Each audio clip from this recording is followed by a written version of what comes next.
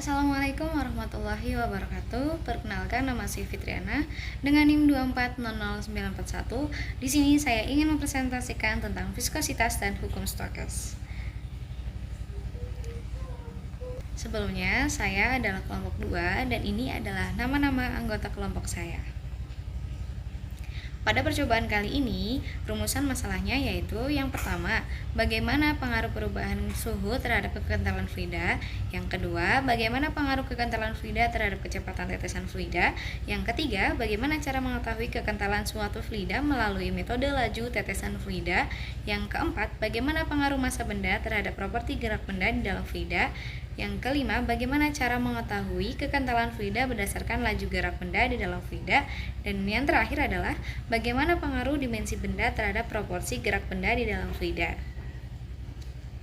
Nah, tujuannya pada percobaan kali ini yang pertama adalah untuk mengetahui pengaruh suhu terhadap kekentalan fluida.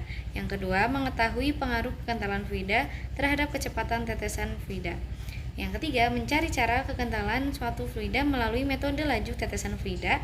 Yang keempat adalah mengetahui bagaimana pengaruh massa benda terhadap properti gerak benda di dalam fluida. Yang kelima adalah mencari cara kekentalan fluida berdasarkan laju gerak benda di dalam fluida. Dan yang terakhir adalah mengetahui pengaruh dimensi benda terhadap properti gerak benda di dalam fluida. Setelah melakukan percobaan, kita mendapatkan kesimpulan yang pertama, viskositas fluida ternyata dipengaruhi oleh suhu. Viskositas akan berkurang ketika suhunya meningkat dan sebaliknya, viskositas akan meningkat ketika suhunya menurun. Yang kedua, fluida yang lebih kental akan memiliki kecepatan tetesan yang lebih rendah dan ukuran tetesan yang lebih besar dibandingkan dengan fluida yang kurang kental.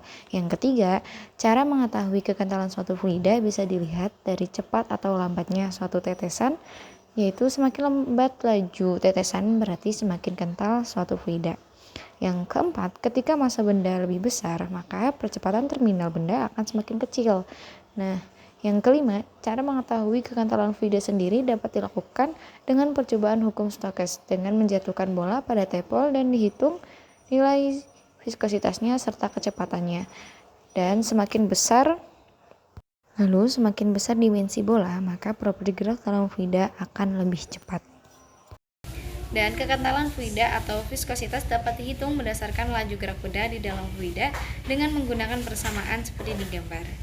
Dan benda dengan jari-jari yang lebih besar akan memiliki luas penampang yang lebih besar, sehingga gaya hambat yang bekerja pada benda tersebut juga lebih besar.